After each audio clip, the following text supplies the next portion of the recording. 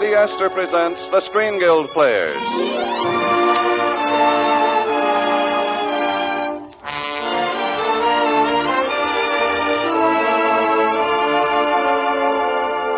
The Lady Esther Screen Guild play tonight, Take a Letter, Darling. The starring players. This is Linda Darnell. This is Don Amici. And this is Franklin Pangborn.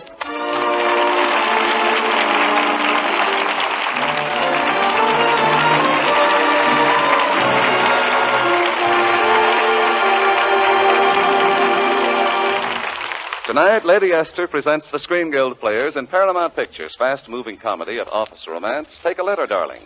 It stars Don Amici as Tom Verney, Linda Darnell as Miss McGregor, and Franklin Pangborn as Mr. Atwater.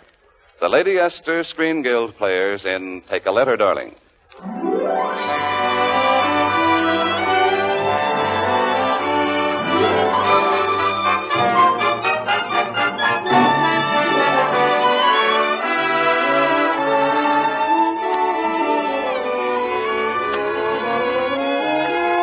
Take a Letter, Darling opens in the reception room of Atwater and McGregor, nationally known specialists in advertising campaigns. As the curtain rises, Tom Verney is applying for a job.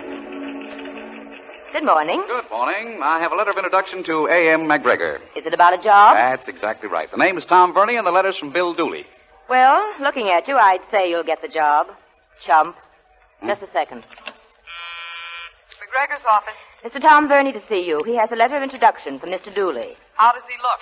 You want my opinion as an employee or as a female? Is there a difference? Definitely. As an employee, I'd say mm-mm.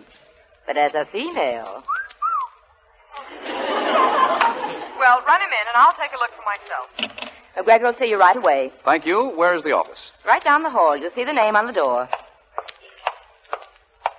Come in. Mr. Verney to see Mr. McGregor. I know. Give me the letter. Huh? I said, give me the letter, Barney. That's Verney. Oh, sorry. It's all right. It's okay. My letter's for McGregor personally. I am McGregor, personally. And I'd like to... What? Now, give me the letter and sit down. Yes, sir. What was that? I mean, yes, ma'am. Go ahead, Barney. That's Verney. Whatever it is, sit down while I read this. You know, Dooley didn't tell me McGregor was a lady. Is a lady. I'm sorry. Did you write this letter? Oh, no. Of course, I was around when Dooley dictated it. We went to school together. I see. Then you know that you're, quote, a very clever lad, and I should be able to find a place for you here. Well, of course, I told him to leave that very out. Oh, I see, and just make it simply clever. That's right, yes. Yes, that would have shown the proper touch of modesty. Yeah, well, that's exactly what I told Dooley. For the third time, sit down. Yeah. Now, have you ever been in advertising before?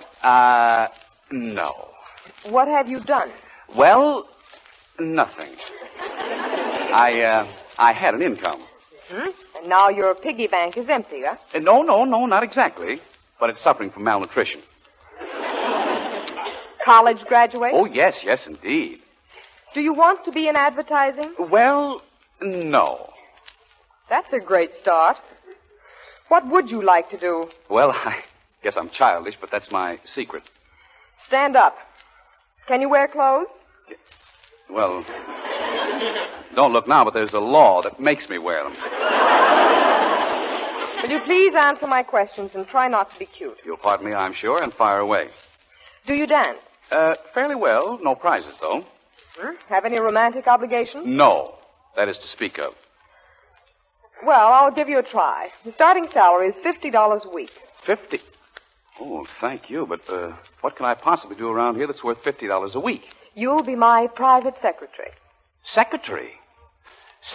But look, I don't know a thing about typing or dictation We have plenty of girls in the office who are expert at all those things. Your duties will be more personal. Oh. Well, what do you say? The answer is no.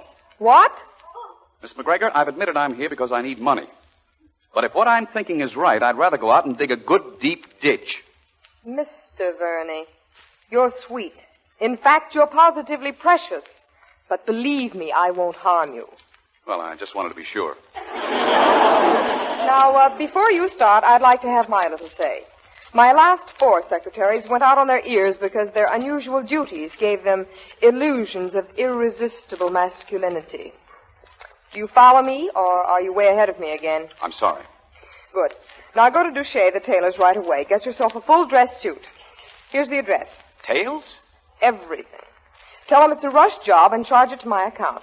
We are going out tonight. Oh, but You'd better hurry. You may need alterations. All right, where will I meet you? Just give me your address. I'll pick you up at your place at 7. Well? Why, I just wanted you to know you needn't bring me a corsage. Just a white gardenia. That won't clash with my tie. Goodbye. Be ready at 7. I don't like to wait.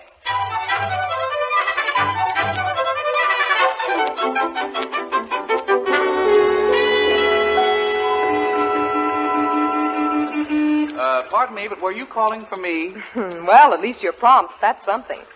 Oh, here's your gardenia. Oh, Miss McGregor, you shouldn't have gone to all that trouble for unimportant little me. It's really worth it. You look quite lovely. Oh, thank you. I'm so nervous. Get in. Well, this job must seem a bit unusual to you, Vernie. Believe me, it does. It is.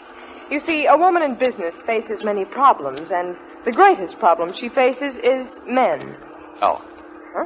You see, I sell advertising to men, and the fact that I'm a woman helps, but it also brings complications. Naturally.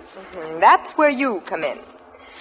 For instance, tonight, you're saving a big advertising account for me by reassuring a jealous wife. I'm reassuring a jealous wife. Aye. We're dining with Mr. and Mrs. French. Mr. French is advertising manager of Castle Soups. And you're trying to get the account? And I will get the account if Mrs. French will stop being suspicious of the time her husband spends with me. Uh-huh. And the simplest way of reassuring her that I am only after the account is to introduce her to my fiancé. Is he going to be there, too? He is you. Oh, I get it. You get the account and I wind up in the soup. Well, there's nothing underhanded about this. His wife's suspicions are completely unfounded and should be corrected. All I'm supposed to do is act like you belong to me. Yes. Of course, you love me, but you're confident. Oh, naturally. You know, it isn't every boy has a girl bringing him gardenias. Don't be coy. And I want you to be sure and give Mrs. French plenty of flattery and attention, and I'll get the account from Mr. French. What's the matter? Well, I don't feel honest. I don't even feel like a man.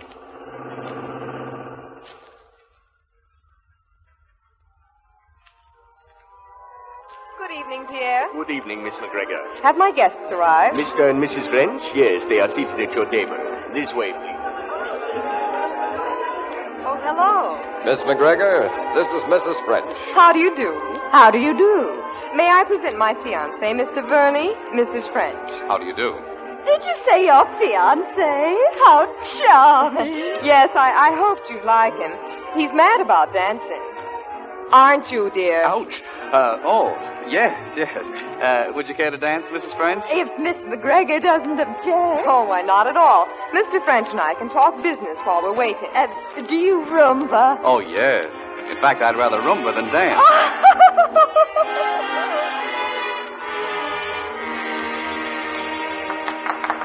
Oh, you dance divinely, Mr. Vernie. Well, may I say that you, too, can trip the light.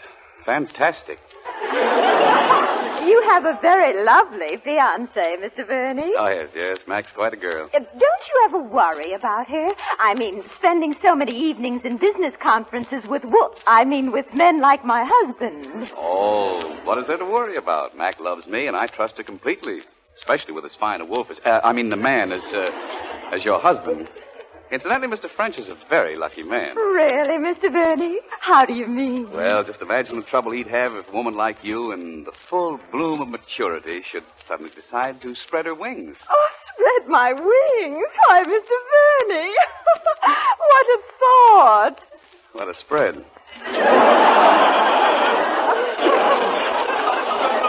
Oh, it positively makes me vibrate. Well, you're probably just warming up for the takeoff. Oh, Oh, Mr. Verney, you say the quaintest thing. You're a great inspiration, Mrs. French. I hope Mr. French appreciates you. Oh, I don't think he does. I didn't think he would. But then, what man could, really?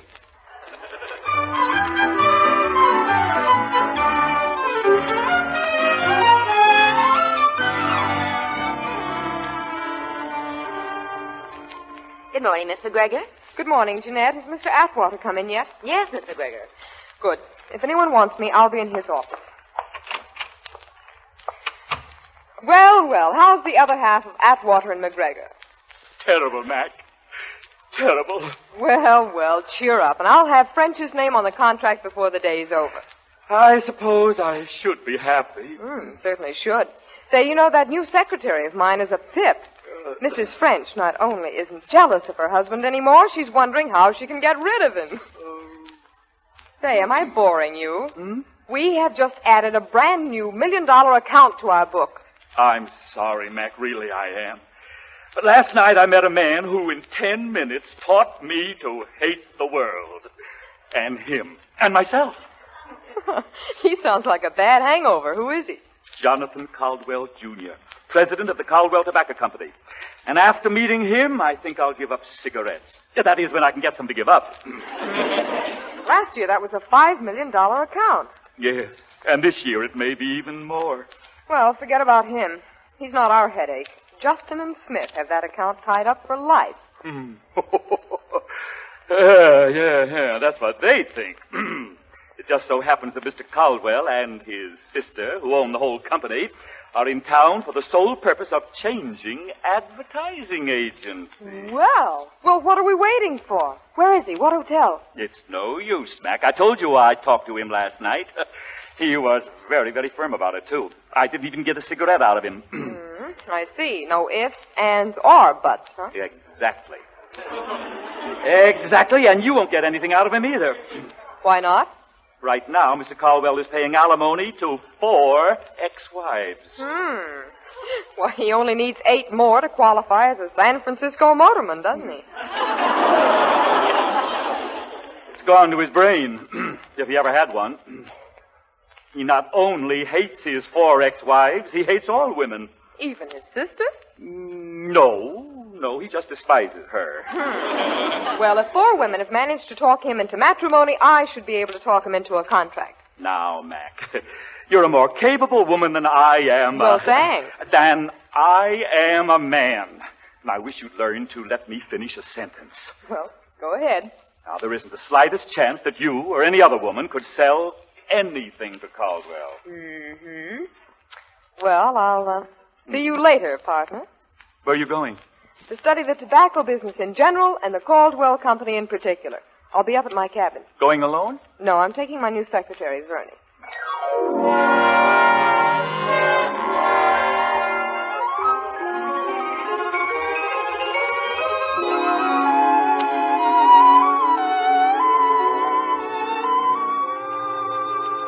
Mac, I'm convinced now there is no Santa Claus. What's bothering you, Verney? A secretary on a weekend with the boss and both of us busy reading. Yeah. So here are 7 years of Caldwell's life in newspaper clippings. 7 years and 4 wives. Yeah, I know. 7 years with the wrong women. No, he hates every woman he meets. And according to the papers, he meets them all. Well, anyway, I volunteered to get this woman hater's signature on an advertising contract. You'll get it. Why? Why? You're different, that's why. And the minute he finds out you're different, he's hooked.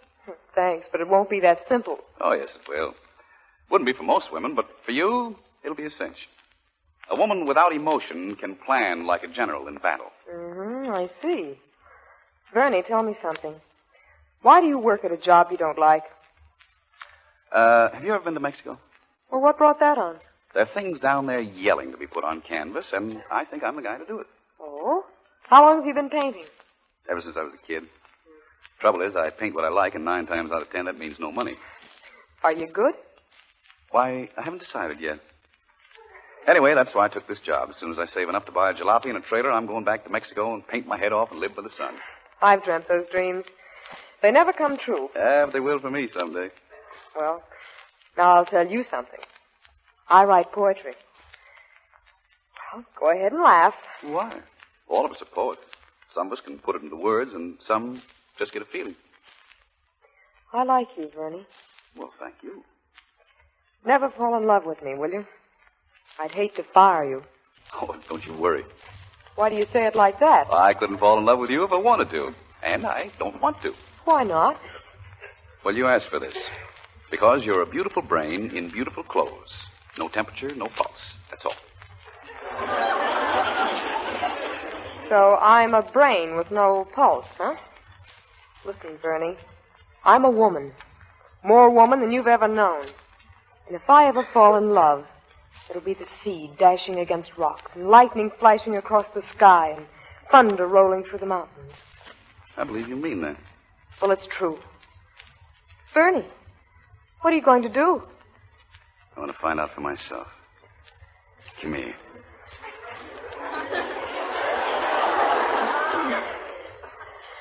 Oh. Stormy weather, isn't it?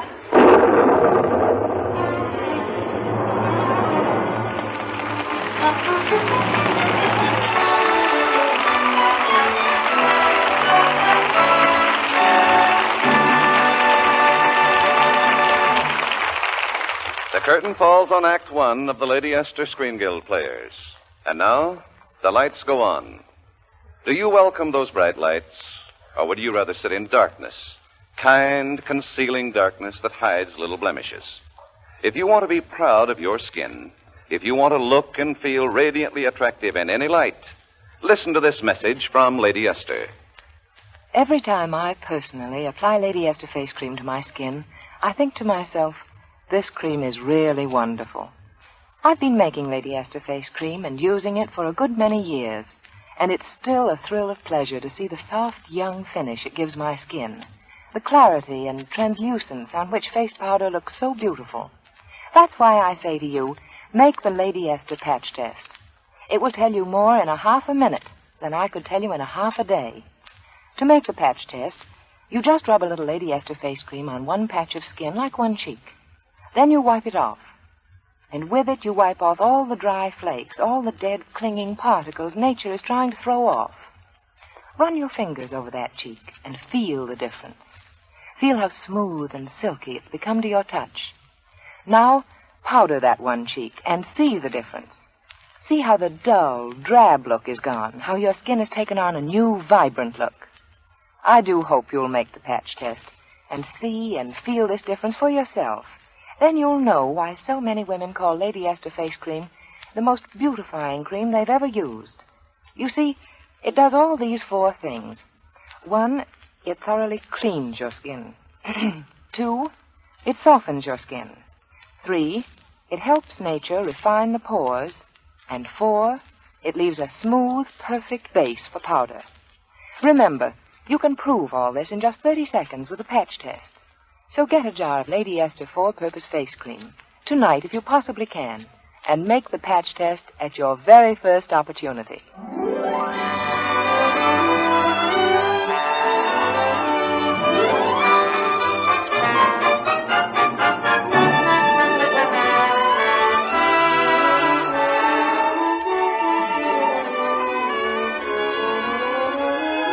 And now the second act of Take a Letter, Darling, starring Linda Darnell as McGregor, Don Amici as Tom Verney, and Franklin Pangborn as Atwater. It's several days after Tom Verney kissed his boss. Instead of firing Tom, she entrusted him with the important job of landing the Caldwell Tobacco Company's advertising account. And Tom's gone down to Raleigh and gone right to work on Mr. Caldwell's sister, which seems to have Mac just a little upset. Atwater, just listen to this newspaper story. Constant companions at Southern Play Spots are Ethel Caldwell of the fabulously wealthy tobacco family and Thomas Verney, New York advertising executive. Their whirlwind romance is the talk of Southern society. Why, that's wonderful. It sounds as though we're practically certain of getting the Caldwell account. If we have to get it that way, I don't want the account. Oh, so that's the way the wind blows, eh? McGregor, you're in love with Verney. I am not. Well, then why are you worrying about his newspaper romance with Ethel Caldwell? Well, I'm just tired of his ignoring my instructions. Oh, I see. Oh, no, you don't. He hasn't answered a wire in 2 weeks. Well, I might point out that you haven't answered one of Jonathan Caldwell's phone calls in 2 weeks either. Well, that's different. Naturally. Look, my wires to Tom were about business. Caldwell's trying to give me a romantic sales talk. No. Yes. You mean that he wants to marry you? That 4-time loser? That's the idea. I suppose that after Vernie marries Ethel Caldwell and you marry Jonathan, I won't even be a junior partner in this organization. Don't you worry about that. I am not marrying Jonathan, and Bernie isn't going to marry Ethel. And just how do you propose to stop him? I'm going down to Raleigh and straighten Mr. Vernie out myself. Oh. And then I'm going to fire him. Hello? Yes, he's here. For you, Mac Caldwell. Oh, tell him I'm out. I can't. I told him you were here. Oh, all right. Hello? Where can I meet you right away, McGregor? No place. I'm taking the next train for Raleigh. Well, that's perfect. I'll go with you. And forget about a hotel reservation, because you'll stay with us at Caldwell Acres. Your man Bernie's there with Sister Ethel. Well, thank you very much. Now, what was on your mind? Well, I'll tell you about that when I get you on my home grounds with magnolias and moonlight to help me. I will take a chance on anything if I can get down to Raleigh and get my hands on Tom Vernie. Hey, are you in love with Bernie? What? Of course not. I hate him. Why? Oh, nothing. But I'm warning you. I want you myself. And I'm going to do everything I can to make you continue to hate Bernie.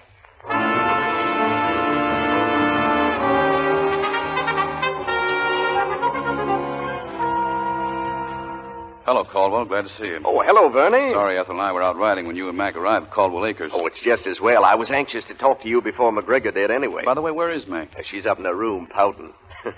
Coming down on the train, I found out that she's really jealous of you and my charming sister. Well, it's about time. Ethel and I have been working hard enough at trying to make her jealous. Well, you've certainly succeeded. The self-sufficient McGregor is just about ready to fall into your arms. If. What do you mean, if? If you don't weaken. It isn't enough to just make McGregor jealous. Oh, no?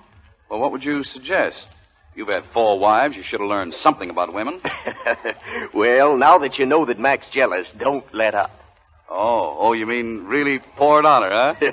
That's the idea. I get it. I can make her think I'm really in love with Ethel. Yeah. Announce your engagement and make yourself obnoxious. Do you think I could? Oh, without half trying.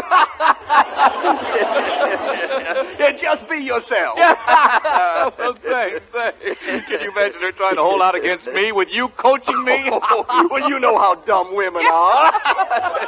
A man could never be fooled by a routine like this. Oh, no!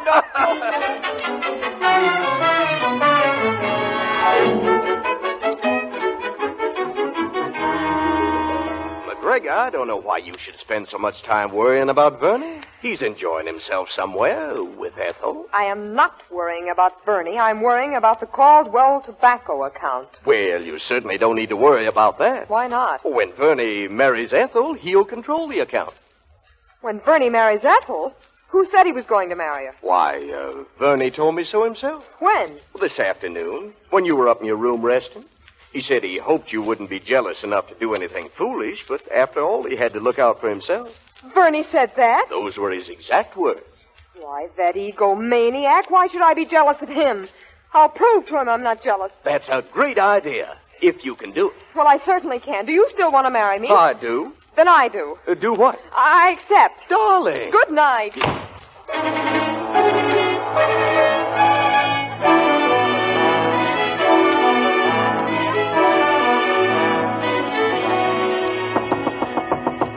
is it? It's me, Tom. Go away. But I have something important to talk over with you. Well, I have nothing to discuss with you. Oh, yes, you do. Caldwell just told me that you had agreed to marry him. Well, why shouldn't I? Being jealous of me couldn't have driven you that far. Jealous of you? Look, do you think the fact that you're marrying Ethel Caldwell could have the slightest influence on my accepting Jonathan's proposal? I am not marrying Ethel. You are. I am not. You sent me down here on business, and I've done everything you asked me to do. I didn't ask you to marry Ethel. And neither did Ethel.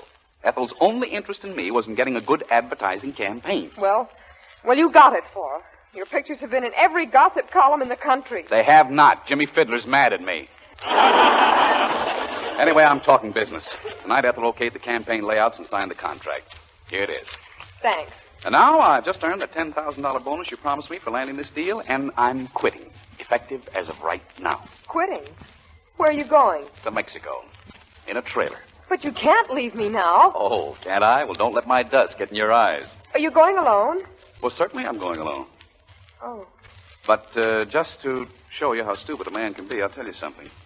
I honestly believed once that you'd be making this trip with me. Me painting and you writing portraits. Do you mean that? It was so real that you stubbed your toe while I was taking you through the Aztec ruins. I did? Yeah. And I bawled you out for wearing open-toed shoes. You did? Yeah. That was a fine chump. You don't love Caldwell. Well, of course I don't love Caldwell. You don't love anything but yourself. And money. Well, you're going to have more money than you ever dreamed of. Mrs. Caldwell the Fifth.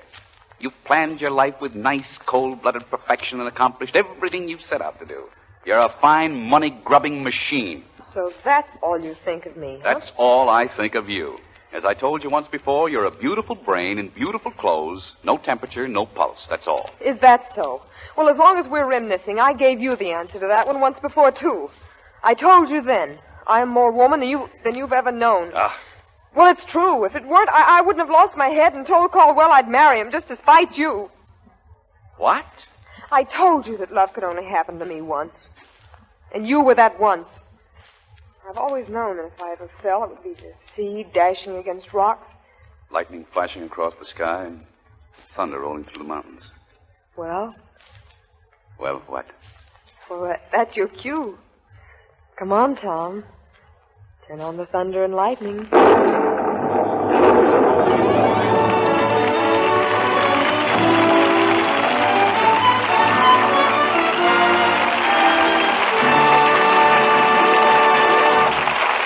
Thank you, Don Amici, Linda Darnell, and Franklin Pangborn for your superb performances in tonight's play. And now, before we tell you about next week's show, here's a word from one of America's foremost beauty experts, Lady Esther.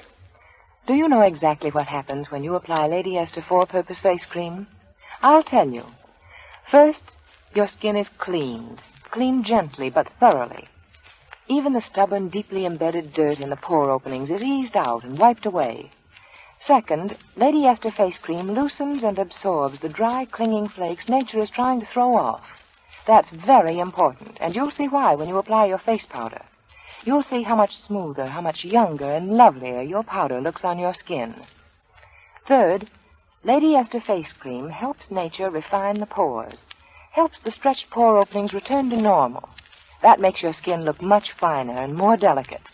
And fourth, Lady Esther Face Cream leaves a perfect base for powder and makeup, smooth as velvet, but not the least bit greasy or sticky. Remember, you can prove all this in just 30 seconds with the patch test.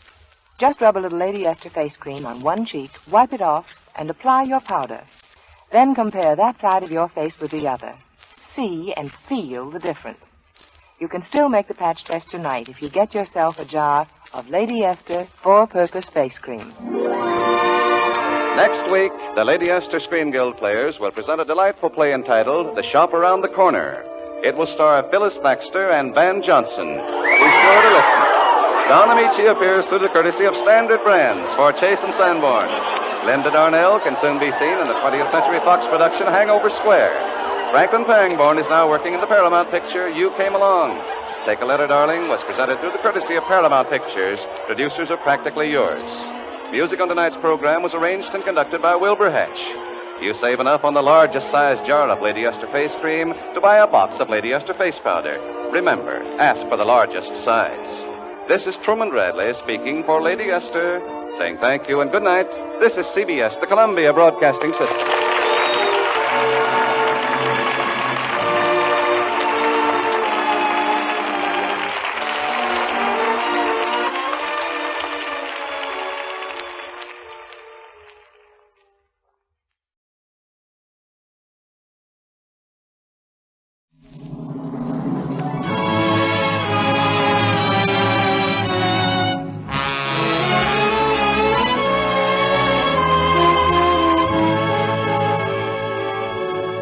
Lady Esther presents the Screen Guild Players.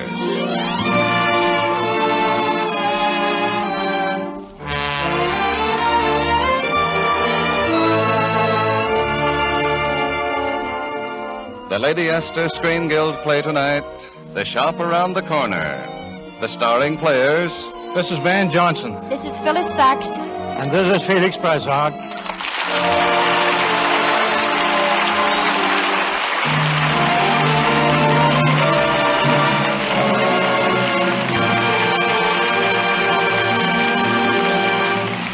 Tonight, through the courtesy of Metro-Goldwyn-Mayer Pictures, Lady Esther presents the Screen Guild players in that delightful comedy of a few seasons ago, The Shop Around the Corner by Samson Raphaelson. It stars Van Johnson as Martin, Phyllis Thaxter as Clara, and Felix Bressart as Pirovich. The Lady Esther Screen Guild players in The Shop Around the Corner.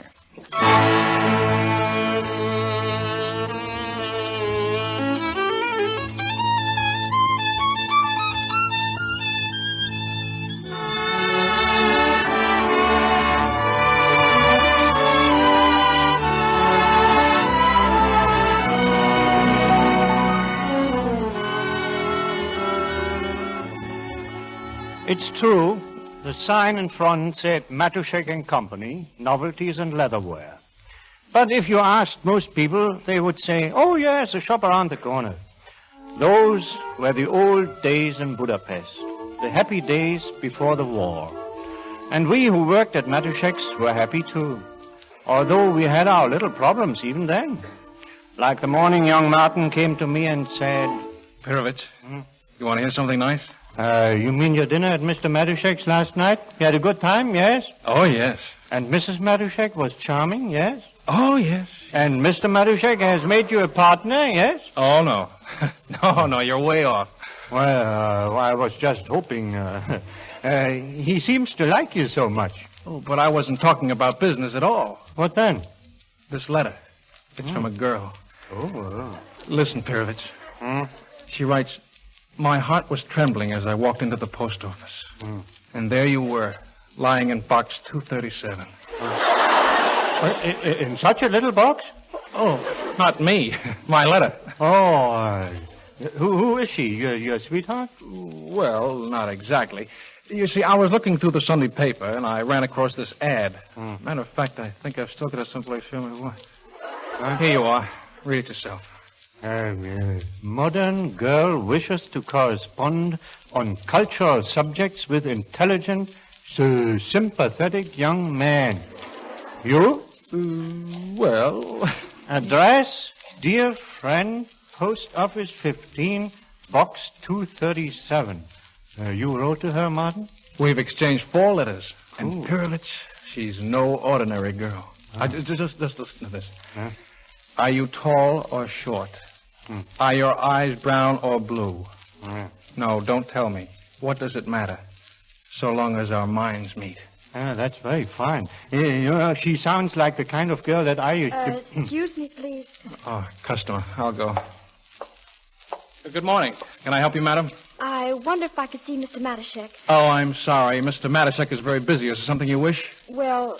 If you want it, we have it. I'm sure we have. I hope so. I'm looking for a job. Oh, why didn't you say so? I just did.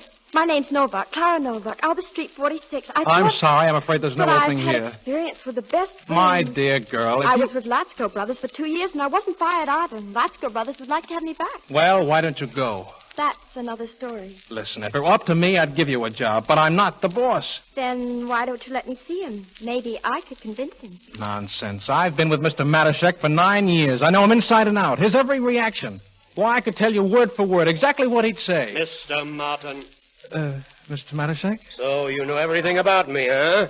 You know what I think before I even think it. Well, not exactly. I mean... Young lady, it's lucky I was passing by. You may take off your coat and go to work at once.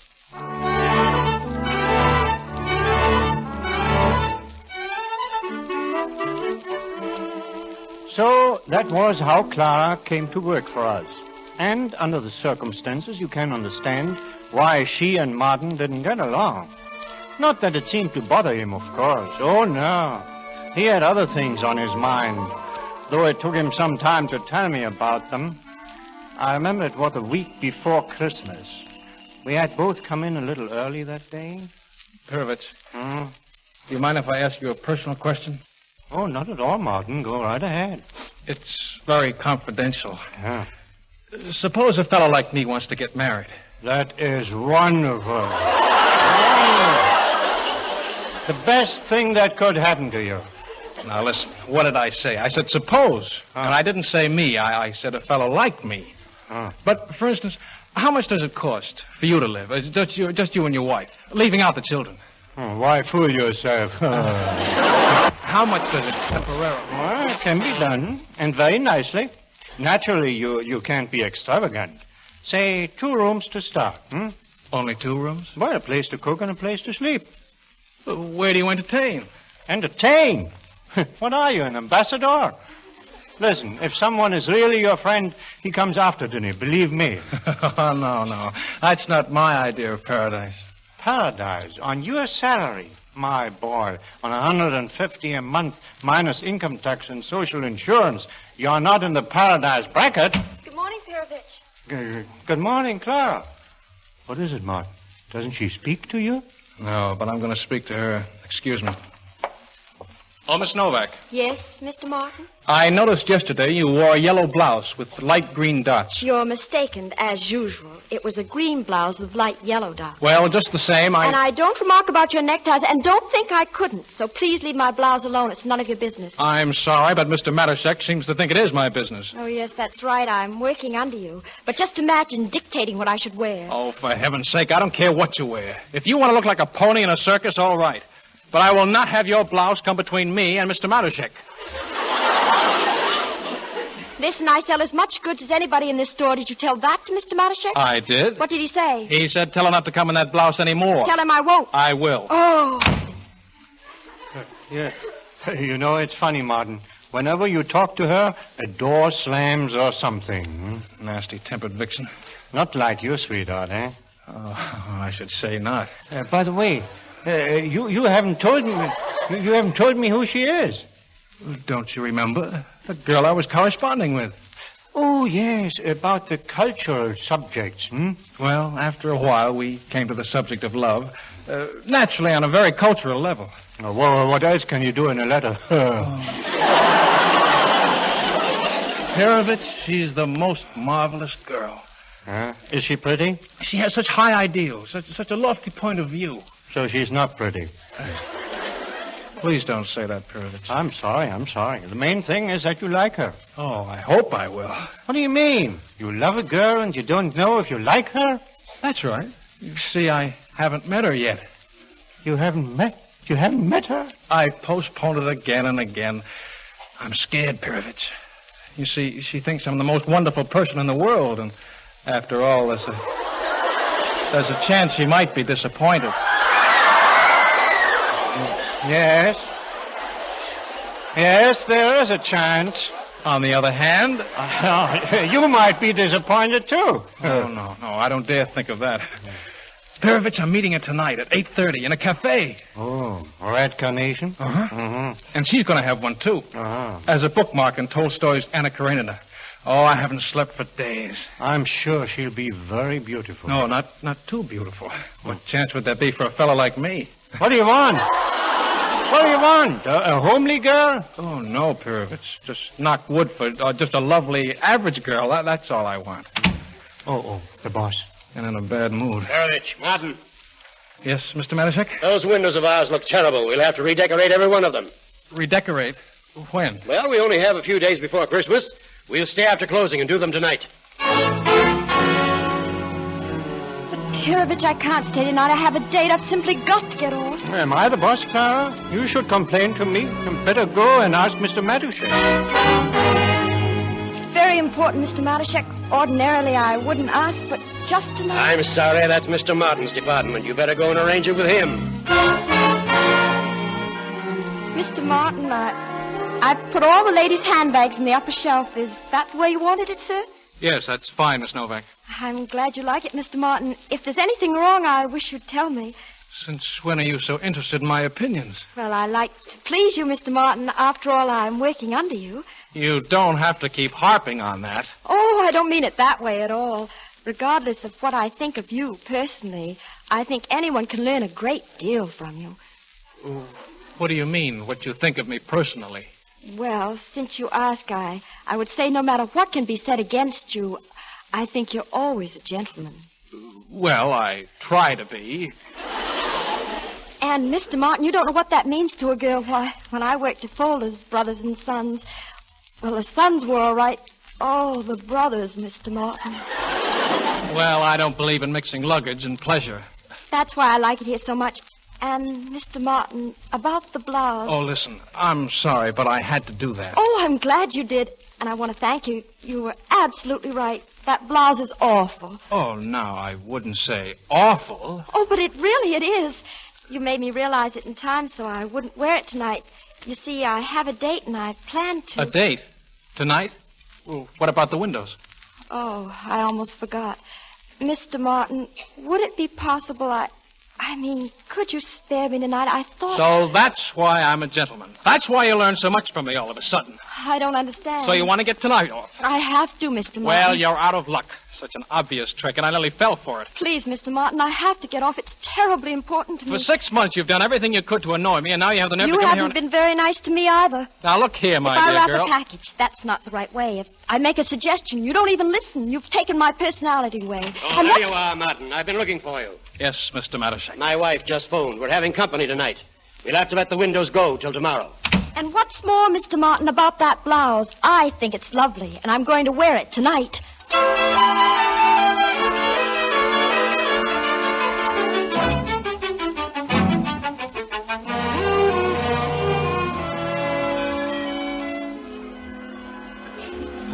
It must be fate, Martin. First it looks as though you can't come, and then suddenly Mr. Matuszek has company.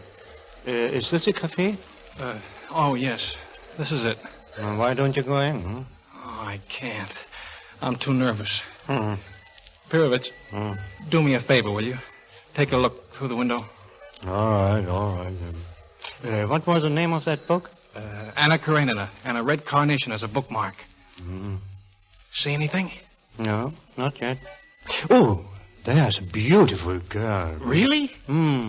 Very beautiful. But no book.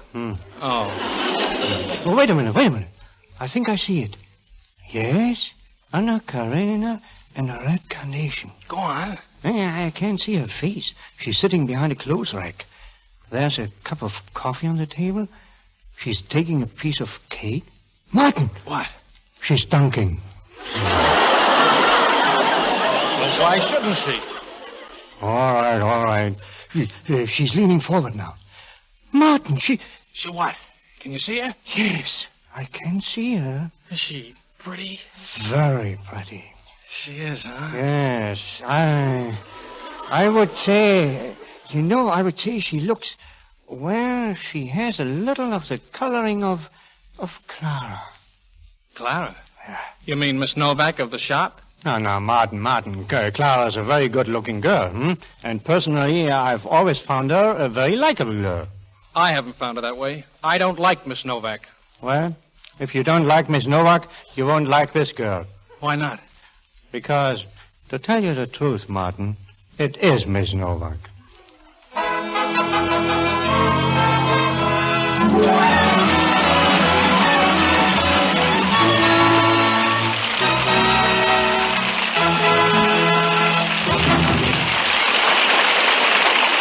As the curtain falls on Act One of the Lady Esther Screen Guild Players, the spotlight turns to you. Do you shrink from the glare of bright lights? Do you lose confidence when eyes are close? For new confidence in your appearance, for poise and self-assurance you've never known before, listen to this message from Lady Esther. Often it's just some one little thing about your appearance that makes the difference between lack of confidence in yourself and complete poise and assurance. For example, you may have a dry, rough skin on which face powder looks all ruffled up and flaky. Well, that can disturb your entire personality, and just when you want to be at your best. So here's what I'd like you to do before powdering.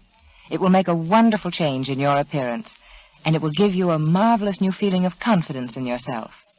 Just rub a little Lady Esther face cream on your skin, and then wipe it off, gently but completely.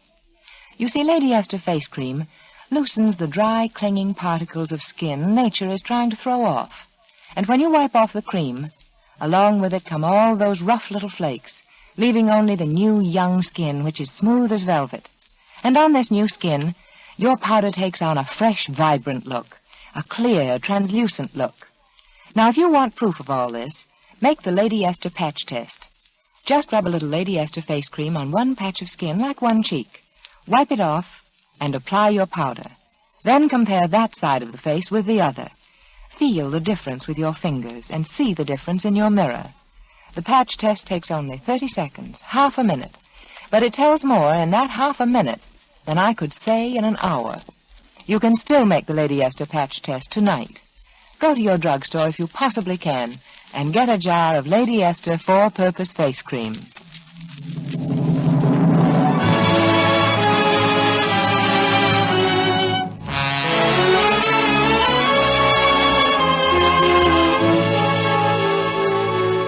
And now, the Lady Esther Screen Guild players in the second act of The Shop Around the Corner, starring Van Johnson, Phyllis Thaxter, and Felix Bressart, who continues our story.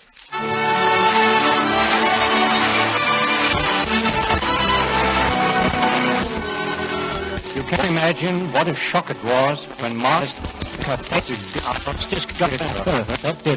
didn't show at home for us.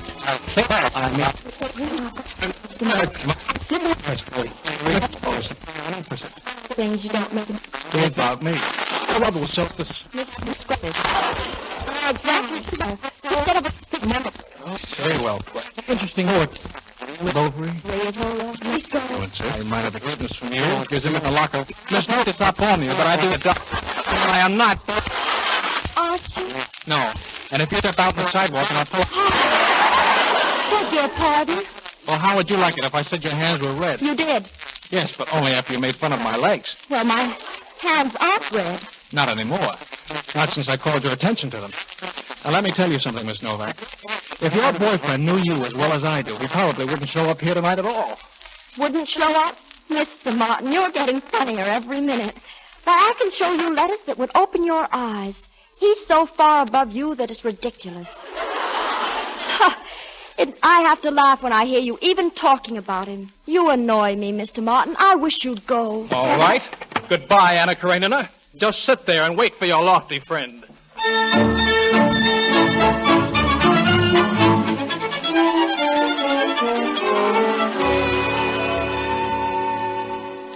Mr. Martin, I'm sorry I couldn't come to work today. I've been ill. I didn't sleep all night. Oh, that's too bad, Miss Novak.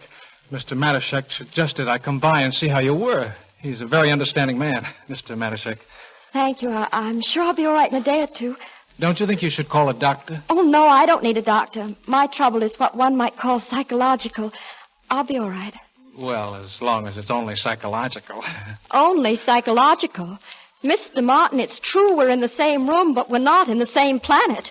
Miss Novak, although I'm the victim of your remark, I must admire the exquisite way you express yourself. You certainly know how to put a man on his planet. Clara, I got it. I went to the post office, and there it was in your box. A letter? Oh, thank you, Auntie. Oh, I think it's better than medicine. You can tell me about it later. It must be a very important letter. I see it was sent special delivery. Mr. Martin, I don't want to keep you. Oh, I've got lots of time. Go right ahead and read it. If you don't mind. Not at all. Dear friend, I'm sorry I thought. Oh, what? Oh. Good news? Oh, very good news, Mr. Martin. I'm sure I'll be back at work tomorrow. Well, it's wonderful what one letter can do. You know, if I didn't feel so wonderful right now, I'd be very angry with you. With me? Why? You spoiled my date last night. This gentleman looked in the window of the cafe and he saw us together and misunderstood.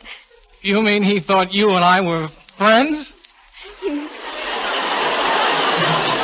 He must have.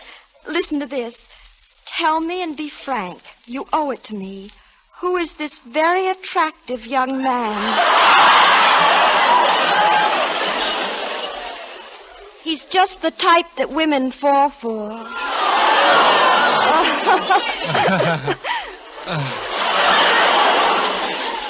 Let him be jealous. It will do him good. Still, it doesn't seem to be much of a man, afraid to come to a table while another man is there. Mr. Martin, he was not afraid. He was tactful, sensitive, careful to... Oh, How can I explain a man like him to a man like you? If you could only see what he writes about me.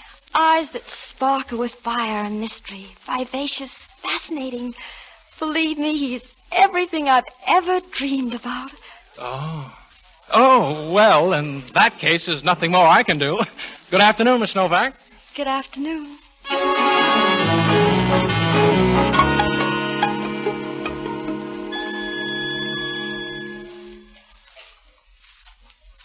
Oh, it's wonderful, Pirovich. The biggest Christmas sale we've ever had. Yes, maybe the boss should always go home early.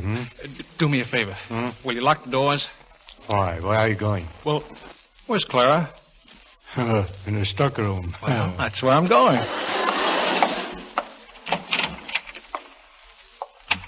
Oh, Miss Novak. Yes, Mr. Martin? Would you mind wrapping this locket for me? It's a little personal gift. Oh, it's beautiful. Are those real diamonds? Pretty near. She's a lucky girl. Is it serious? Oh, yes. Very. Just think, maybe by Monday morning we might both be engaged. I think we will. Of course, in my case, I just say it might happen. Oh, I can definitely tell you it will. How do you know? Mr. Martin, what do you mean? Well, since you forced me, I must admit he came to see me. Who? Your fiancé. Why did you tell him who I was? I don't understand. He still believed I meant something to you, but I straightened him out. Now, don't you worry. In a little while, you'll be Mrs. Popkin. Mrs. Popkin? Oh, that's his name, isn't it? That's what he said. Yes, Popkin. That's right. He's very attractive, don't you think? Oh, I certainly do. And don't you try to change him. Don't you put him on any diet. Diet? Would you call him fat? Well, personally, I think his stomach makes him nice and homey. That's what you want in a husband, isn't it? Oh, yes. But he has a fine mind, hasn't he? Didn't you find him rather witty? He struck me as being a little depressed. Only natural, I suppose, being out of a job. Out of a job? Why, he never told me. Shows how sensitive he is. But don't worry. He feels you can both live very nicely on your salary. You didn't tell him what I make. Well, he's your fiancé, and he asked me, and believe me, when I mentioned your Christmas bonus, that didn't do you any harm either. Oh, that's dreadful. I had no idea he was so materialistic. And after all those beautiful things he wrote. Oh, I'm terribly sorry. I'd hate to think I've spoiled your Christmas. You haven't? Not really. Oh, I hope I haven't. Clara, you know what I wish would happen? When your bell rings tonight and you open the door, instead of Popkin, I come in. Please, no joke. Oh, and I'd say to you, Clara, darling. No, please. Dearest, sweetheart, No. Clara, I can't stand it any longer. Please get your key. Open Post Office Box 237 and take me out of my envelope and kiss me. No, Mr. Martin, you mustn't. Post Office Box? Dear friend. You? Dear friend? Are you disappointed? Psychologically, I'm very confused. But personally, I don't feel bad at all. Oh, Clara, darling. No, wait, please. Remember at the cafe that night, I was very rude. Oh, that was nothing. Oh, but it was. Remember when I called you bow-legged? Yes, and I was going to prove I wasn't. I was going to pull my trouser legs up. That's exactly what I'm getting to. What? Well, would you mind if I asked you to pull them up now?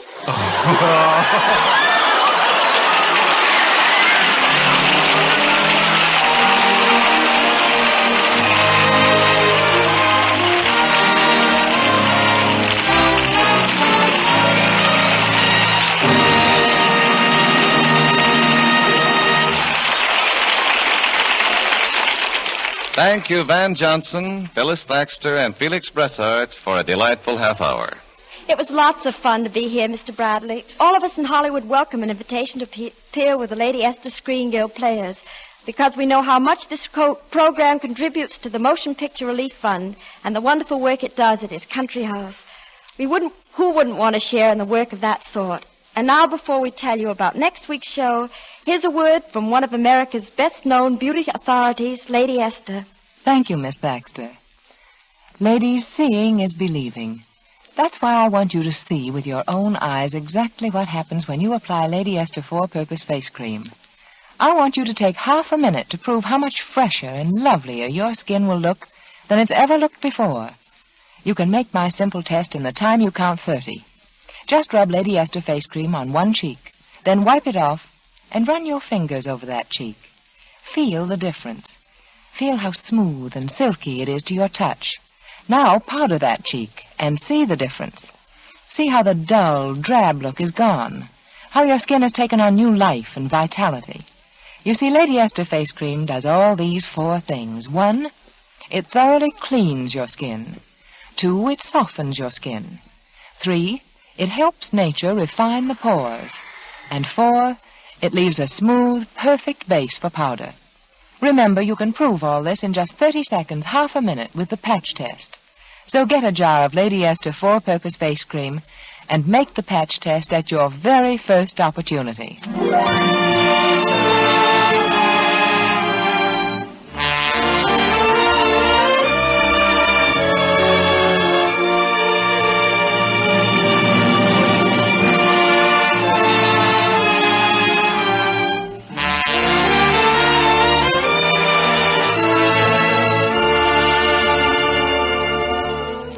Next week, the Lady Esther Screen Guild Players will present one of the outstanding screen hits of 1944, Paramount Pictures' Double Indemnity. It will star Walter Abel, Barbara Stanwyck, and Fred McMurray. Be sure to listen. Van Johnson will soon be seen in MGM's Between Women. Phyllis Thaxter will soon be seen in MGM's Alter Ego. Felix Bressart will soon be seen in MGM's Without Love. Music on tonight's program was arranged and conducted by Wilbur Hatch. You save enough on the largest size jar of Lady Esther Face Cream to buy a box of Lady Esther Face Powder. So remember, ask for the largest size.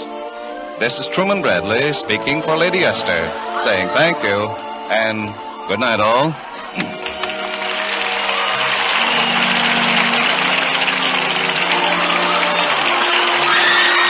This is CBS, the Columbia Broadcasting System.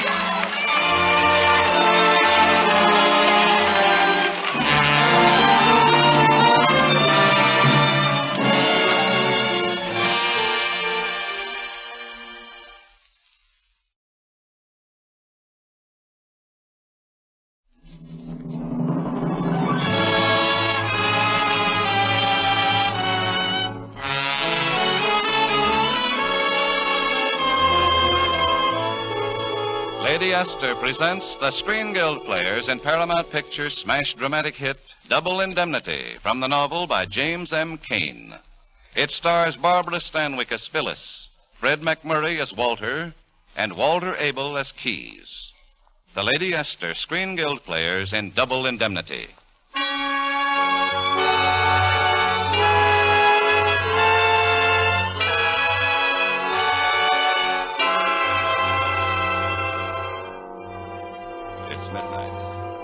Downtown Los Angeles is dark and deserted, but high above the quiet street, one window shows a splash of light. Walter Neff, star agent for Pacific All Risk Insurance, is in his private office typing a report. Office memorandum to Barton Keyes, claims manager. July 16th, 1938. Dear Keyes, well, you old buzzard, you did it again. I mean, you were right on that Dietrichson claim. Accident and double indemnity. You said it wasn't an accident. Check. You said it wasn't suicide. Check. You said it was murder. Check and double check. He pauses, fumbles for a cigarette with his right hand. Now we see that the other hand hangs limp and useless at his side. And spreading from below his shoulder, a dark red stain discolors his shirt. He takes a long drag on the cigarette, crushes it out, and then goes on. I'll admit it, Keyes. You can always smell a phony claim. And you were pretty good on this one for a while. Only you made just one little mistake. You picked the wrong guy for the murder. And that's where I want to set you straight. I'm going to tell you who it was. It all started one afternoon about the end of May. I'd stopped at this house over on Los Feliz to check up on some auto renewals. The maid who answered the bell was kind of nasty, and as I was trying to talk my way in... What is it, Nettie? Who's at the door? That was her. That was the first time I ever saw her. She was up on a little balcony, standing there wrapped in a beach towel, showing plenty of curves. And I guess I must have goggled a bit because she sort of smiled. And then... I'm Mrs. Dietrichson. What is it, please? It's about the renewals on the automobiles, Mrs. Dietrichson. The insurance ran out on the 15th. I'd hate to think of you getting a smashed fender or something while you're not fully covered. I think I know what you mean. I've just been taking a sun bath. No airplanes around, I hope. Look, Mrs. Dietrichson, about these policies. Would you mind going into the living room, please? I'll slip something on and be right down. That was all, Keys. Except the way she looked at me. Sort of giving me the come on, if you know what I mean. I know. Especially after she came downstairs. I hurried so. I hope my face is on straight. That's perfect for my money, Mrs. Dietrichson. Won't you sit down, Mr. Neff. Walter Neff. With 2 F's like in Philadelphia. If you know the story. What story? The Philadelphia story. Let's see, what were we talking about? Insurance? Oh, yeah. Well, you see, it's on both cars, Miss Dixon. The policies are... Hey, that's a honey of an anklet you're wearing. Maybe I ought to cover it so you can keep on talking about insurance. Well, I've been trying to get in touch with your husband. He never seems to be at the office. He's been very busy down at Long Beach in the oil fields. Well, maybe I could catch him at home some evening. I suppose so, but he's never home before 8. Well, that's swell. Say, I wish you'd tell me what's engraved on that anklet. Just my name. As for instance? Phyllis. Phyllis, huh? I think I like that. But you're not sure. I'd have to drive it around the block a couple of times. Let's say tomorrow night at 8:30. He'll be in then. Who? My husband. Didn't you want to talk to him? Oh, sure, but I'm kind of getting over it, if you know what I mean. Mr. Neff, there's a speed limit in this state, 45 miles an hour. How fast was I going, officer? I'd say about 90. Well, suppose you get down off your motorcycle and give me a ticket. Suppose I let you off with a warning this time. Suppose it doesn't take. Suppose I have to whack you over the knuckles. Suppose I bust out crying and put my head on your shoulder. Suppose you try putting it on my husband's shoulder. Well, that tears it. I'll drop in tomorrow night. I'll see you to the door. About 8:30?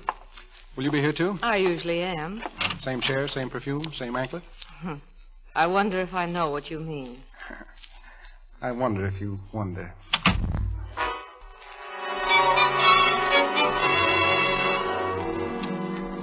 Maybe you can't understand that, Keys.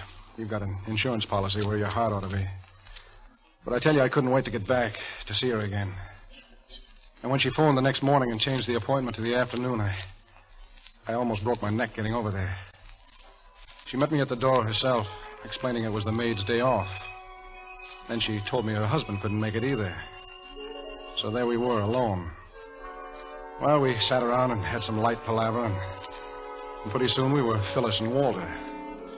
And then when she thought I'd taken the hook, sort of casual like, she started pulling me in.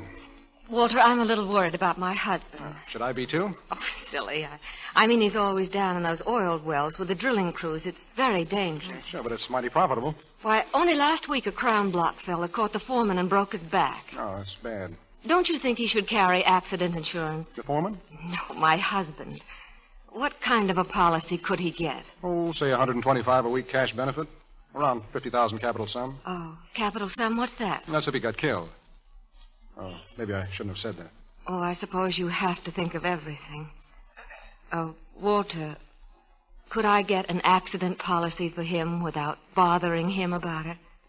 How's that again? Well, I have a little allowance of my own. I could pay the premium and not even tell him about it. Why shouldn't you tell him? Well, because I know he doesn't like accident insurance. He's superstitious. A lot of people are. That's funny, isn't it? Yes, if there was a way to get it like that, why, all my worries would be over. You see what I mean? Sure, I've got good eyesight. He wouldn't know about the policy. And the insurance company wouldn't know that he doesn't know. Isn't that the setup? Well, is there anything wrong with it? No, I think it's lovely. And then if some dark night that Crown Block fell on him... What Crown Block? Of course, it doesn't have to be a Crown Block.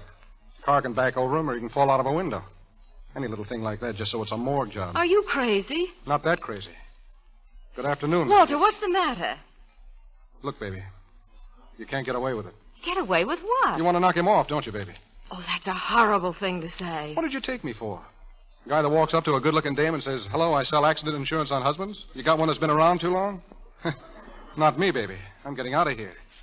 I'm getting out of here, but quick. That's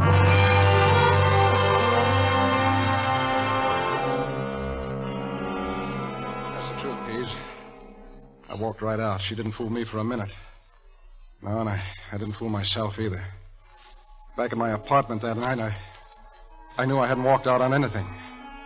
She had the hook in me too strong. And when the doorbell rang a little later, I didn't have to guess. I knew who'd be there when I opened the door. Hello. Don't you want me to come in? Sure, why not? How'd you know where I live? It's in the phone book. How'd you get out? Your husband away? He telephoned from Long Beach, said he wouldn't be home till late. You know, it's about time you said you're glad to see me. I knew you wouldn't leave it like that. Like what? Like it was this afternoon. Oh, Walter, you must have misunderstood. You must never think anything like that about me. Okay. No, it's not okay. Not if you don't believe me. Well, what do you want me to do? Be nice to me. Like the first time you came. It can't be like the first time. Something's happened. I know it has. It's happened to us. Maybe I oughtn't to have come. Maybe you oughtn't. You want me to go? If you want to. Right now? Come here, baby. I wanted to do this from the minute I saw you. Walter. How are you going to do it, baby? Do what? Kill him. Oh, Walter, for the last time.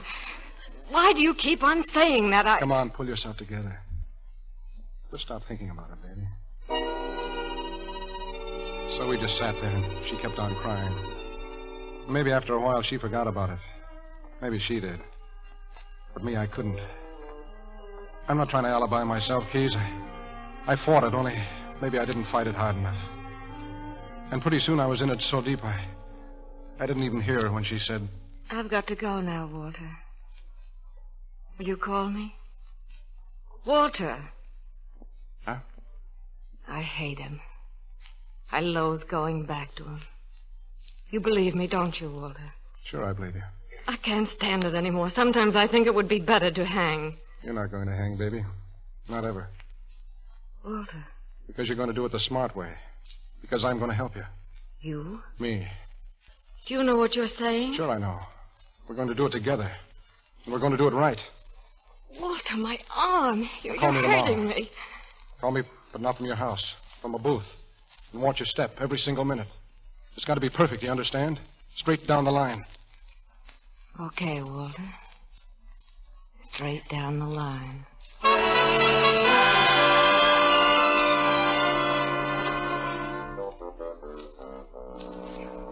The first step looked like the tough one, Keys. To get her husband's signature on an accident policy. But that turned out to be a cinch. He thought he was signing the auto renewals. And after that, everything seemed right in the groove. Phyllis told me he was going north at the end of the month to a college reunion. That suited me fine. There was a little clause in the policy, double indemnity for death by train. $100,000 instead of 50. And then, with only a week to go... Walter, he had an accident at the well. He broke his leg. The trip is off. And that's how it stood till a few days later. I guess you remember that afternoon, Keys. You'd come into my office and you were kind of hot. Can you imagine a stupid lunk like this Gorlopsis trying to put a fast one over on me? I guess he didn't figure on your little man. Yes, my little man, right here inside of me. Yeah, that's what I said. Walter, you can kid me about my little man, but he ties my stomach up in knots every time a phony claim comes in. Know what we found at Gorlopsis' place? Wood shavings soaked in kerosene. So I hauled him in here and... Go ahead, take it. It's probably for you. Sure, why not? It's my phone. Hello, Walter Neff speaking. Walter, I had to call you. It's terribly urgent. Are you with somebody? Yes, I am. Can't you call me back, Margie? No, Walter, I've only got a minute. I can't wait. Listen, he's going tonight on the train. Are you listening? Walter. Sure, I'm listening, Margie. He's on crutches. The doctor says he can go if he's careful. Oh, it's wonderful, Walter, just the way you wanted it. Only with crutches, it's ever so much better, isn't it? Yeah, 100%. Hold the line a minute. Say, Keith, suppose I join you in your office, huh? I'll wait. Tell Margie not to take all day. Hello, Margie. Go ahead. It's the 10:15 from Glendale. I'm driving him to the station. Is it still that same dark street? Yeah, sure. I'll leave the garage door open. You can hide in the back of the car. The signal is 3 honks and the horn. Is there anything else? What color did you pick? Color? Oh, yes. The blue suit, Walter. And the cast is on his left leg. Yeah, I like that fine. This is it, Walter. I'm shaking like a leaf, but it's just like you said. Straight down the line.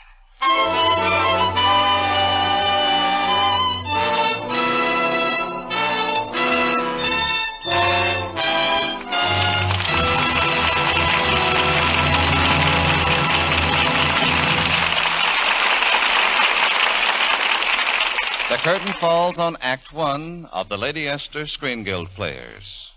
And now, the lights go on.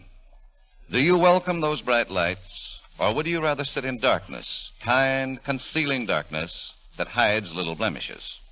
Now, if you want to be proud of your skin, if you want to look and feel radiantly attractive in any light, listen to this message from Lady Esther. Do you know the mistake many women make in the care of their skin? They use too many different kinds of preparations. They use one thing to open the pores, another to close the pores. One thing working against the other. Any doctor will tell you that's wrong. That under such treatments, the pore openings finally refuse to function at all. They remain wide open and make the skin look coarse and rough. That's why, for a good many years, I've refused to make any other cream than Lady Esther Four-Purpose Face Cream. For I know it's the only cream you need.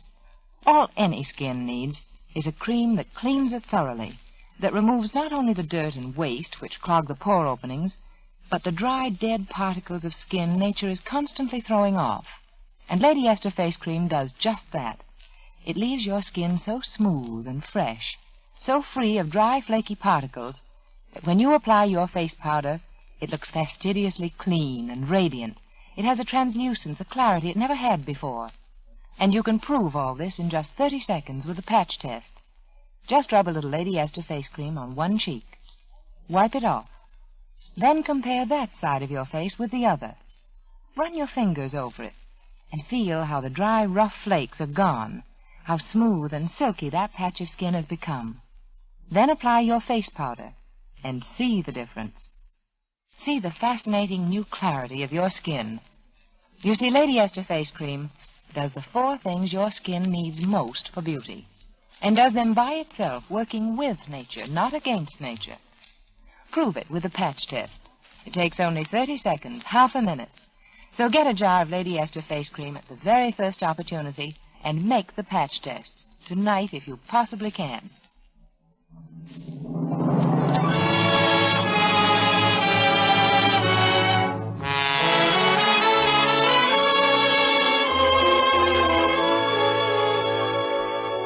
And now, Lady Esther presents the second act of Double Indemnity, starring Fred McMurray, Barbara Stanwyck, and Walter Abel.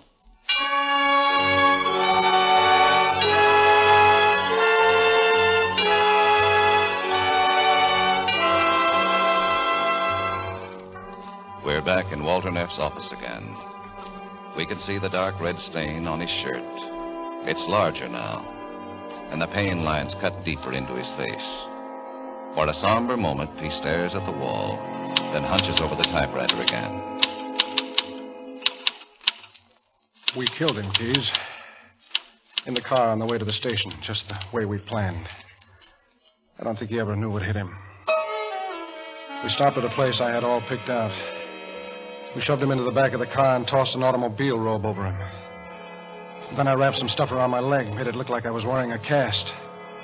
And that's how I got on the train, wearing that and a pair of crutches. Do you get it now, Keys? Do you see how carefully I'd worked it out? Dietrichson's body was in the back of the car, and still he was getting on that train. Phyllis kissed me goodbye at the train, and he told the porter to make up my berth. I said I'd go back to the observation platform. And that's where I had the first hint of trouble. There was somebody out on the platform already. Name of Jackson, he told me. The type that always introduces himself.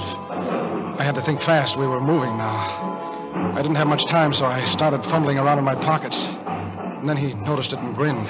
I bet you forgot something. You know, I always do. Yeah, my cigar case. I must have left it in my topcoat back on the seat. Care to roll yourself a cigarette, Mr. Dietrichson. Thanks, I really prefer cigars. Maybe if I could get the porter. Oh, no need to bother. I can fetch your cigars for you. Be glad to. Oh, that's very nice of you. It's car 11, section 4. Are you sure it's not too much trouble? Don't mention it, Mr. Dietrichson. No trouble at all. That gave me my chance to hop off the train. Luckily, it was just about the spot we'd picked, and Phyllis was waiting there in the car with all the lights off. We dragged the body out and dropped it on the tracks. The crutches, too. Then we got in the car and started the motor and got away from there fast.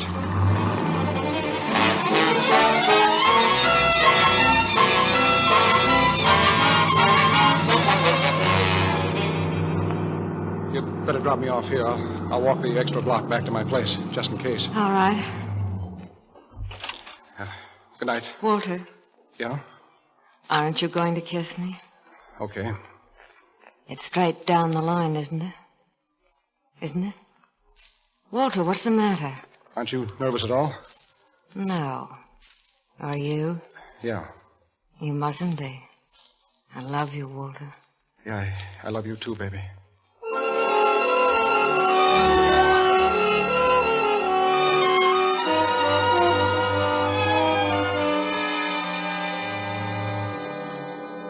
You know what happened after that, Keys. They found the body on the tracks. The autopsy showed a broken neck. They figured he'd fallen off the train. Even you, Keys, you thought so, too. And if we got by you, the worst was over. I was really beginning to feel relaxed, and then the following night... Walter, I had to come. I had to see you. You're sure nobody noticed you? I'm sure. I looked all around first and... Walter. Get in the bedroom. Don't make any noise. All right, just a minute. Hello, Walter. Hello, Keys. What's on your mind? Say, Walter, you got any bicarbonate? No, I'm sorry. Anything wrong? That broken leg. The guy broke his leg. What are you talking about? About Dietrichson. He had accident insurance, and then he broke his leg. So what? He didn't put in a claim. Why didn't he? What the dickens are you driving at? Walter, I ate dinner 2 hours ago. It's stuck halfway down. That little man is acting up again. There's something wrong with the Dietrichson case. Oh, maybe Norton was right. Maybe it was suicide. No, not suicide. But not an accident either. What else? Murder? I'll tell you better when I've checked on his wife. His wife? She's the beneficiary. Oh, that's crazy. You haven't got a thing to go on, Keys. No, not too much. 26 years experience, all the percentage, and this lump of concrete in my stomach. Say, I've got to get to a drugstore. I'll see you tomorrow. Can you imagine? No bicarbonate in the trade. Walter, Be careful. how much do you think he knows? No, it's not what he knows. It's those stinking hunches of his. Baby, from here on in, we've got to really watch it.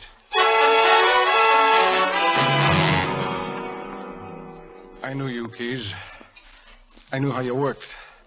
I felt like I was holding a time bomb in my hand without knowing what time it was set to go off. Say, Walter, I picked up something today from Mrs. Dietrichson's maid. She saw Mrs. D trying on a hat, a black hat, like a widow might wear. Only it was a week before Dietrichson died. Walter, I heard from Jackson today. You know, that fellow on the train, he sent back those pictures of Dietrichson with an affidavit. He swears it isn't the man he talked to that night. Walter, it's coming apart at the seams. When I knew it wasn't Dietrichson on the train, I knew that dame must have had some help. She's got a boyfriend, Walter. He's been dropping in there every night around 12. I'm going to pick them both up any time I want to. It's funny, but that's the thing that hit me the hardest, Keys. That boyfriend of hers. I'd killed a man. I'd killed him for money and for a woman. And now I wouldn't get the money and I wouldn't get the woman. All along, she'd been dealing with a crooked deck. I did a lot of thinking that afternoon. And then I knew what I had to do. That night, I called up Phyllis and said I was coming over. I told her to keep the lights off and to leave the door unlocked. I was all set now. Yeah, that's what I thought. What I didn't know was that she was set, too. And when I let myself into the house that night... In here, Walter. The living room. Hello, baby. Anyone else in the house? No, we're all alone. What's that music? A radio up the street. Sit down, Walter. Just like the first time I was here, isn't it? We were talking about automobile insurance. Only you were thinking about murder. And I was thinking about that anklet. And what are you thinking about now? I'm all through thinking, baby. This is goodbye. Goodbye? Where are you going? Nowhere. It's you that's going, baby. So you've got it all arranged, Walter. You arranged it for me. You and your boyfriend. It's been you and him all along, hasn't it? That's not true. Well, that's what Keys thinks, and what Keys thinks is good enough for me. It's simple when you figure it out. The boyfriend will be here in 15 minutes, with the cops right behind him. I fixed that. They'll just charge another one off to him. Maybe I don't figure it that way. Maybe I do.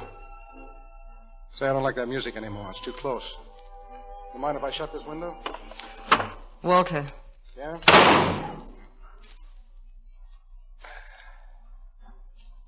So you crossed me again. What's the matter? Why don't you finish me off? Maybe if I came a little closer.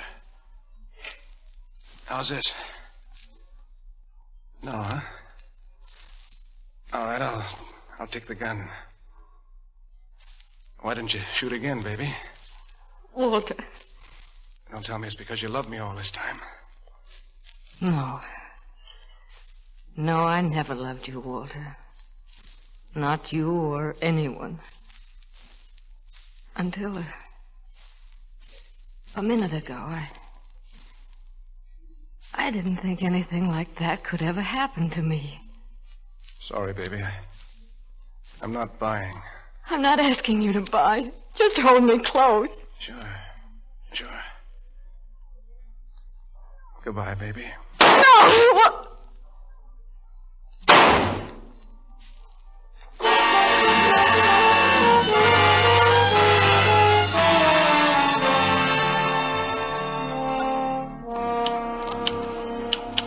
Now I'm back here in the office, Keys. It's pretty late. Maybe they found her by now, but I had to make my report. I had to tell you all the... It won't be necessary, Walter. Hello, Keys. How long you been standing there? Long enough. What happened? Your little man pull you out of bed? No, the janitor. Seems you leaked a little blood on the way in here. You're all washed up, Walter. Oh, no, not yet, Keys. Look, you don't have to find this report till tomorrow morning. By then, I can be across the border. You'd never make it. Sure I can make it. If I started right now, that's all I'm asking, Keys. Just this one break. Just a chance to...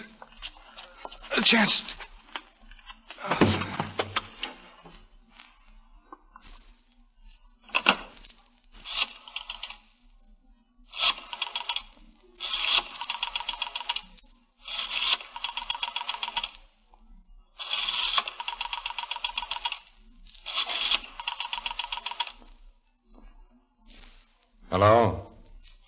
Headquarters? This is Barton Keyes over at Pacific All Risk. Better send a couple of your boys over here. Yeah, they'd better bring an ambulance. A friend of mine just reached the end of the line.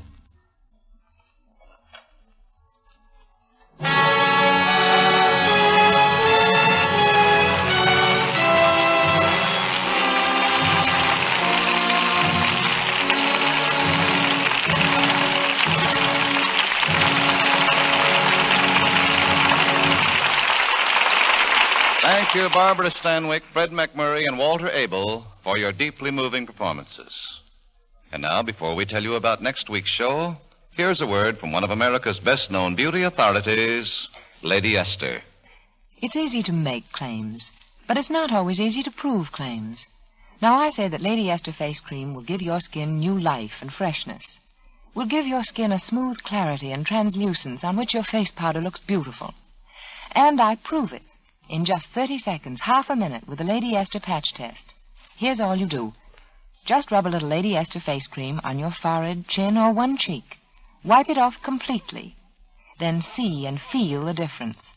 Run your fingers over that patch of skin and feel how the dry, rough flakes are gone. Apply your face powder and see the vibrant color and freshness of it on the smooth, new beauty of your skin. Now, that will happen to your entire face when you apply Lady Esther Face Cream. For 1, it thoroughly cleans your skin. 2, it softens your skin. 3, it helps nature refine the pores. And 4, it leaves a smooth, perfect base for powder. Remember, you can prove all this in the time it takes to count 30. So get a jar of Lady Esther Face Cream and make the test that has thrilled and convinced so many women. Next week, the Lady Esther Screen Guild players will present So This Is Washington, starring Edward Arnold and Lum and Abner. Be sure to listen. Barbara Stanwyck can soon be seen in the Warner Brothers picture, My Reputation. Fred McMurray can soon be seen in the 20th Century Fox Technicolor production, Where Do We Go From Here? Walter Abel will soon be seen in Paramount's Hal Wallace production, The Affairs of Susan. Double Indemnity was presented through the courtesy of Paramount Pictures, producers of Practically Yours, starring Fred McMurray. Music on tonight's program was arranged and conducted by Wilbur Hatch. You save enough on the largest size jar of Lady Esther Face Cream to buy a box of Lady Esther Face Powder. Remember, ask for the largest size. This is CBS, the Columbia Broadcasting System.